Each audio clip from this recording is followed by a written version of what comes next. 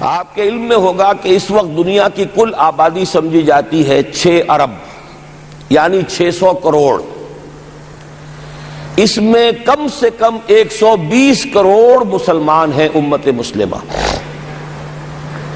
گویا کہ ہر 5واں انسان جو ہے دنیا میں وہ حضور صلی اللہ علیہ وسلم کا کلمہ پڑھتا ہے.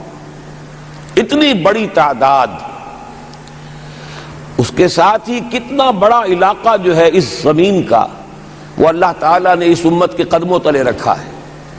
اگر آپ نے نقشہ دیکھا ہو دنیا کا تو آپ کو معلوم ہونا چاہیے کہ شمال میں جو بہت بڑا یہ نظر آتا ہے سائبیریا اور روس کا علاقہ، یہ سب غیر آباد ہے. اس طرح شمالی امریکہ میں بھی کینیڈا سے اوپر بڑے بڑے آپ کو بر اعظم سے نظر آئیں گے، سب غیر آباد ہیں. جو آباد علاقہ ہے دنیا کا اور جو زرخیز علاقہ ہے دنیا کا، اس کا کتنا بڑا حصہ ہے کہ جو امت محمد صلی اللہ علیہ وسلم کے قدموں تلے.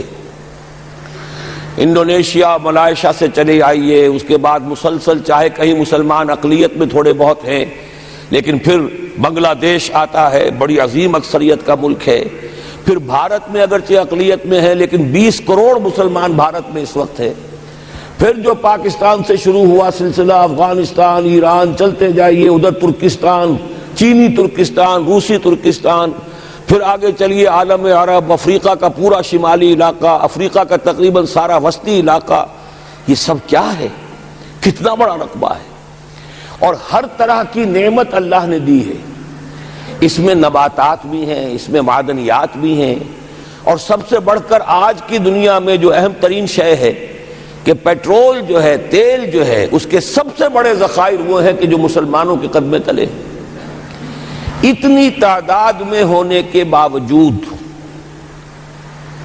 اتنے وسائل کے پر بظاہر قابض ہونے کے باوجود، سوال یہ ہے کہ کیا آج دنیا میں امت مسلمہ کو عزت حاصل ہے یا یہ ذلیل ہے؟ اسے غلبہ حاصل ہے یا مغلوب ہے؟ اسے کوئی دنیا میں وقار حاصل ہے یا یہ بالکل بے وقار ہو کر رہ گئی؟ یہ بات ہے جو ہمارے سمجھنے کی ہے. آج کیوں ذلیل کہ کل تک نہ تھی پسند گستاخی فرشتہ ہماری جناب میں. اس وقت صورت یہ ہو چکی ہے، آپ کو معلوم ہے کہ ہر جگہ پر پسماندگی کا نشان مسلمان ہیں. ہمارے سارے وسائل پر دوسروں کا قبضہ ہے. ایک ہی شے رہ گئی تھی تیل، خلیج کا تیل، اس پر بھی آ کر امریکہ کی فوجیں ان کے سر پر بیٹھ گئی ہیں. سارا کا سارا تیل اب ان کے قبضے میں ہے. ادھر خلیج کے دہانے کے دونوں طرف وہ اپنے مورچے بنا رہے ہیں تاکہ یہاں کسی کا داخلہ نہ ہو سکے. بڑے بڑے جتنے لوگ ہمارے ان سب کی دولت ان کے پاس ہے. کہنے کو تو سلطان اور برونائی دنیا کا امیر ترین آدمی ہے، لیکن دولت ہے کہاں اس کی؟ انویسٹڈ تو وہی ہے، اسی کے بینکوں میں ہے، انہی کی کمپنیوں میں ہے. کسی کے پاس کچھ نہیں ہے. سعودی عرب کے کوئی ڈالرز ہیں تو کہاں ہیں؟ جیسے شہنشاہ ایران کا جو اثاثہ تھا، سرمایہ تھا، جو سارا کا سارا انہوں نے جو ہے وہ فریز کر لیا. تو یہ دولت تو ساری وہی ہے. کہنے کو ہے کہ آپ کے اکاؤنٹ میں اتنا روپیہ ہے، لیکن سوال یہ ہے کہ وہ اکاؤنٹ فی الواقع کس کے قبضے میں ہے؟ پھر آپ کو معلوم ہے کس طریقے سے مسلمانوں کے ساتھ سلوک ہو رہا ہے. ہر جگہ پر جہاں چاہیں، جس طرح چاہیں انہیں ستا لیں. اور ان میں بھی سب سے بڑھ کر جو بات میں آپ سے کہوں گا، آج دنیا میں جتنے بڑے پیمانے پر محمد عربی صلی اللہ علیہ وسلم کی توہین و تذلیل ہوئی ہے، پوری انسانی تاریخ میں نہیں ہوئی. رشدی نے کتاب لکھی، بدترین حملے کیے. کیا رنگیلا رسول کتاب تھی جو لکھی تھی کسی ہندو نے، جس کو کہ ایک مسلمان نے پھر خنجر گھونپ کر اور ہلاک کر دیا تھا. وہ تو کچھ بھی نہیں تھی. اس کتاب کو رنگیلا رسول کو 100 سے ضرب دیجئے تو یہ کتاب بنتی ہے سیٹنک ورسز، اور وہ ملینز نہیں بلینز کی تعداد میں شائع ہوئی. اس کے خلاف احتجاج اگر کسی نے کیا ہے تو ان کے اوپر جوتے پڑے ہیں، ان پر ڈنڈے پڑے ہیں. پوری مغربی دنیا اس کے پیچھے آ گئی ہے، سپورٹ کیا ہے. لے دے کے ایک ملک نکلا ایران، اس نے کم سے کم یہ کہ اس کے قتل کا فتویٰ تو دیا، لیکن کیا کرے، قتل کرنے کی تو نوبت نہیں آئی. پورا عالم عیسائیت اس کی پشت بنا ہے، اس کی مدد کر رہا ہے. یہ اتنی بڑی توہین محمد رسول اللہ صلی اللہ علیہ وسلم کی اور آپ کی ازواج مطہرات کی اور یہ بظاہر ایک ایسے شخص کے ہاتھوں جس کا نام مسلمانوں کا سا ہے، اس کا اتنا بڑے پیمانے پر ہونا، اور پھر یہ کہ مسلمان 120 کروڑ ہونے کے باوجود کچھ نہیں کر سکتے۔ میں وہ چیزیں نہیں گنوانا چاہتا کہ 15 لاکھ جو ہیں وہ ہمارے افغان بھائی جو ہیں انہوں نے جانیں دیں، فائدہ کس کو پہنچا؟ تاحال امریکہ کو، کہ اس کی جو مد مقابل قوت تھی USSR وہ ختم ہو گئی۔ اسی طریقے سے جو کچھ کشمیر میں ہو رہا ہے، ہماری بے ہمیتی، بے غیرتی کا عالم یہ ہے، ہم کچھ اندر خانے تھوڑی بہت کو مدد کر کے سمجھتے ہیں کہ ہم نے فرض ادا کر دیا، جبکہ فرض تو یہ ہونا چاہیے تھا کہ ہم براہ راست اعلان کرتے اور انڈیا کو الٹیمیٹم دیتے کہ سٹاپ دس بزنس، یا یہ کہ پھر ہم سے جنگ ہے۔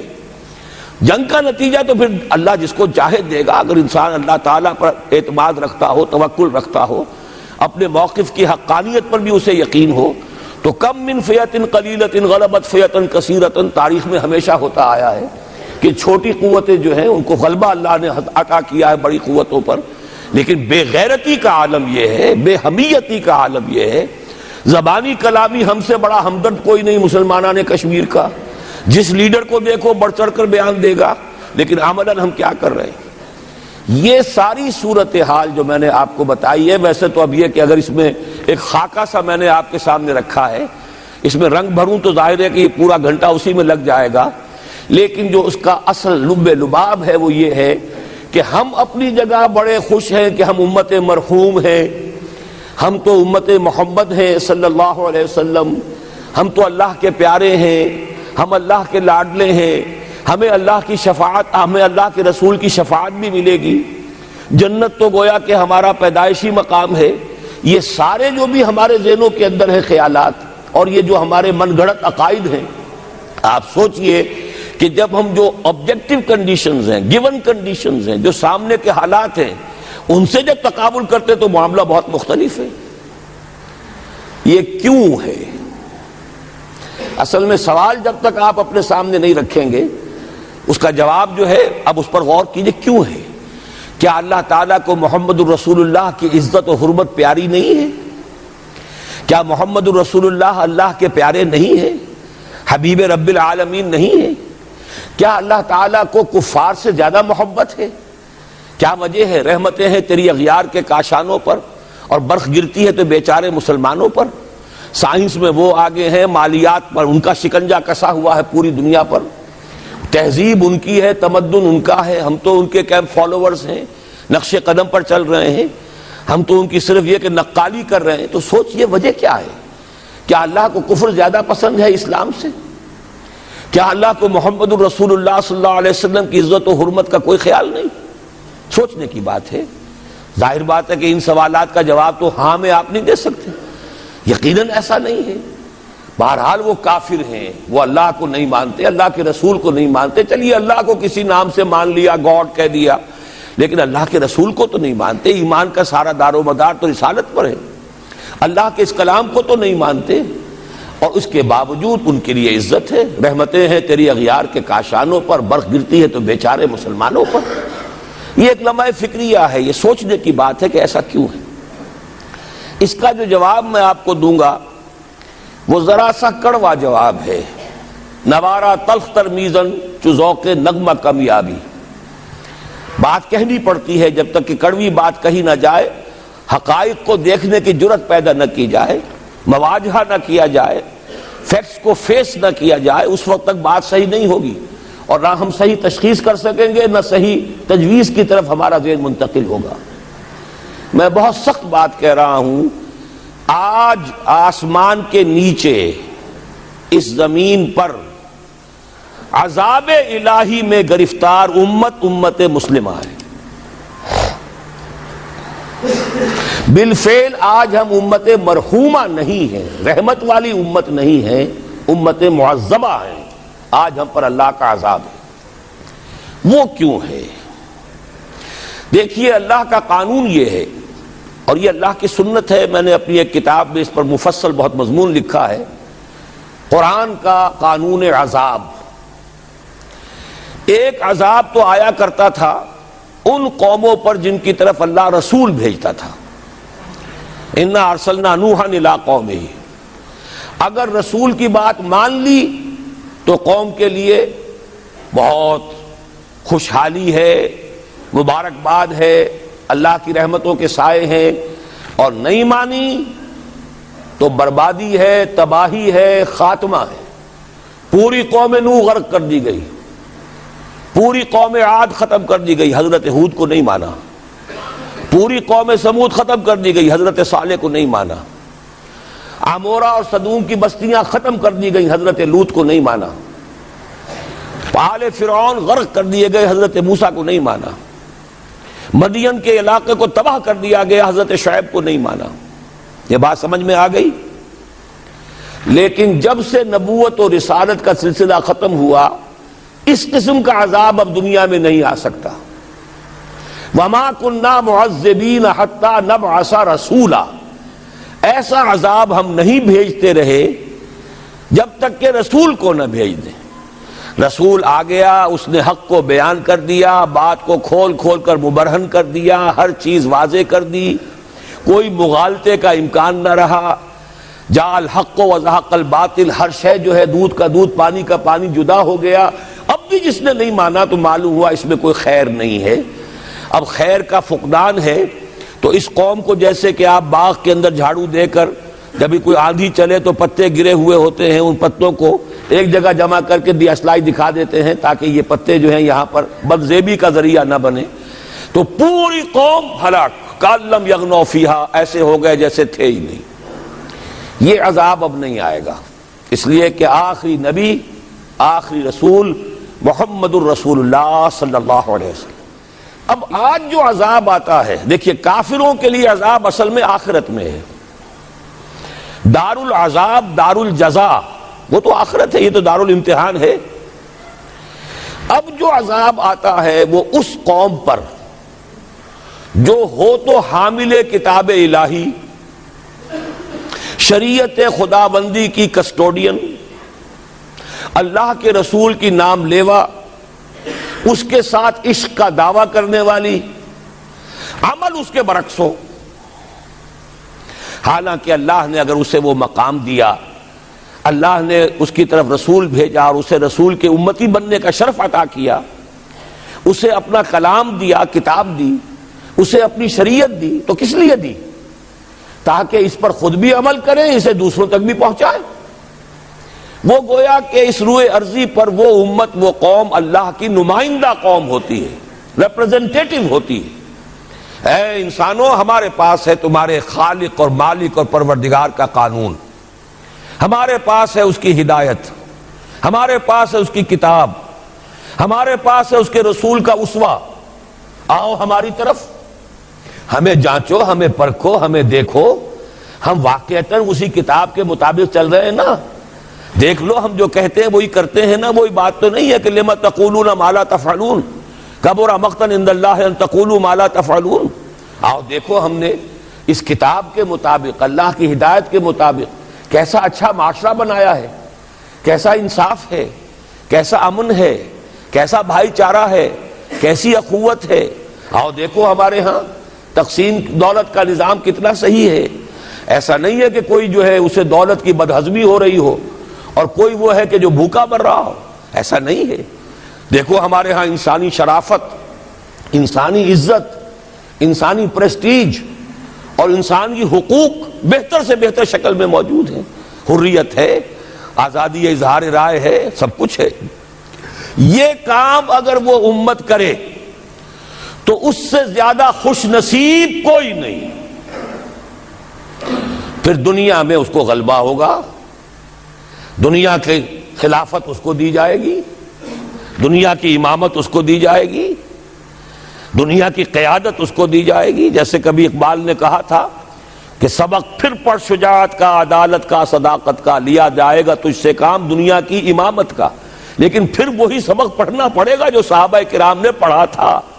جب صحابہ کرام نے وہ سبق پڑھا تھا تو دنیا کی امامت اللہ نے ان کو عطا کی تھی کہ نہیں کی تھی؟ اگر تو اس کے مطابق عمل ہے تو ان سے زیادہ اللہ کو محبوب کوئی نہیں، اور اگر طرز عمل برعکس ہو جائے، کہیں کچھ اور کریں کچھ اور، کہیں یہ کہ قرآن پر ہمارا ایمان ہے اور اس کے قانون کو نافذ نہ کریں، کہیں یہ کہ ہماری تو محبوب ترین شخصیت محمد ہیں اور ان کی سنت کے اوپر عمل نہ کریں صلی اللہ علیہ وسلم. قرآن نے جس شے کو حرام کیا ہے اس کا استعمال کر رہے ہوں. اگر طرز عمل یہ ہو اور یہ طرز عمل اس حد کو پہنچ جائے کہ دنیا تانے دے یہ مسلمان کہاں اسلام دنیا میں ہمیں دکھاؤ, کہاں اسلام ہے؟ یہ مسلمان کیا اسلام پر کاربند ہے؟ جارج برنارڈ شاہ نے کہا تھا کہ میں جب قرآن پڑھتا ہوں تو محسوس کرتا ہوں اس سے بہتر کتاب کوئی ممکن نہیں, لیکن جب مسلمانوں کو دیکھتا ہوں تو محسوس کرتا ہوں ان سے زیادہ ذلیل قوم دنیا میں کوئی نہیں. یہ کنٹراسٹ ہے جو ہم اپنے وجود سے پیش کر رہے ہیں. کیا اس کی وجہ سے لوگ اسلام کی طرف راغب ہوں گے یا اسلام سے متنفر ہوں گے؟ کیا ہمارا منہ ہوتا ہے ہم باہر جاتے ہیں؟ اسی لیے ہم تو تبلیغ, میں تو کم سے کم وہاں جا کر جو مسلمان کھوئی ہوئی بھیڑیں ہیں امت محمد صلی اللہ علیہ وسلم کی, انہی کو ریکلیم کرنے کی کوشش کرتا ہوں. جیسے کہ حضرت مسیح نے کہا تھا میں تو بنی اسرائیل کے گھرانے کی کھوئی ہوئی بھیڑوں کی تلاش میں آیا ہوں. میرا منہ نہیں ہے کہ میں وہاں کسی امریکن سے بات کروں. وہ یہ کہے گا تم اپنا گھر تو سنوارو, فزیشین ہیل تھائی سیلف. تم ایک چھوٹا سا ملک نہیں چلا سکتے, تم نے اس کا بیڑا غرق کر کے رکھ دیا ہے. تم نے اسے کورٹ آف وارڈ بنوا دیا ہے IMF کا. ہاں یہاں تو گھڑی گھڑی جو ہے قرقمین آتے ہیں IMF کے اور ورلڈ بینک کے قرقی کرنے کے لیے. ہر روز ایک نئی قرقی ہو رہی ہے, ہر روز جو ہے آج پھر گاڑیوں کا کرایہ بڑھ رہا ہے, بجلی کا کرایہ قرقی ہو رہی ہے. عوام کے اندر جو بھی راہ رہ گیا اسے بھی چوسنے کا اور کشید کرنے کے لیے. ایک حکومت کو گرا دو وہ تو بدنام کر دی گئی, دوسری حکومت لے آؤ اس کے ہاتھ میں کچھ کام کروا لو, وہ بدنام ہو جائیں گے تو ان کو بھی ہٹا دینا. ان کا کیا کھیل ہے؟ یہ کھیل کھیلتے رہیں گے اور اس میں یہ ہے کہ اپنی قرقیاں کرتے چلے جاؤ. یہ حال اب کیا میرا منہ ہے کہ میں جا کر وہاں بات کروں؟ تم اپنے گھر کو دیکھو, تم اپنے ملک کو دیکھو. ایک وہ ہے جنہیں تصویر بنا آتی ہے, ایک تم ہو کہ لیا اپنی بھی صورت کو بگاڑ. ایک ہی ساتھ تم آزاد ہوئے تھے, ہندو بھی تھے کہ نہیں تھے. انہوں نے اس ملک کو بنایا ہے, اپنی معیشت کو, اپنی اکانومی کو اپنی بنیادوں پر, اپنے پاؤں پر, اپنے پیروں پر کھڑا کیا ہے. آج جو ہے وہ ایک منی سپر پاور بن چکا ہے. اور وہ کہ ڈرتا تھا پاکستان دو طرف سے ہمیں جو ہے قابو میں کر لے گا. پہلے تقریباً 20 برس جو ہیں ہندوستان کے, بھارت کے کانپتے ہوئے گزرے ہیں پاکستان سے. اب 30 برس سے جو صورتحال ہے وہ آپ کو معلوم ہے. تو صورت یہ ہے کہ جب کوئی قوم جو امت مسلمہ ہو یہ طرز عمل اختیار کرتی ہے تو عذاب اس پر آتا ہے. بڑی کڑوی بات ہے. آج عذاب کفار پر نہیں آ رہا, وہ تو اللہ تعالیٰ ان سے آخرت میں نبٹ لے گا, اور آخرت تو ہے ہمیشہ کی, بڑا سو عذاب تو وہی کا ہے. وَلَعَذَابُ الْآخِرَةِ أَكْبَرُ لَوْ كَانُوا يَعْلَمُونَ. دنیا میں کفار پر عذاب آتا تھا جب کوئی رسول بھیج دیا جائے, اب رسول آئے گا نہیں. لیکن اب دنیا میں جو عذاب آتا ہے وہ مسلمان امت پر آتا ہے.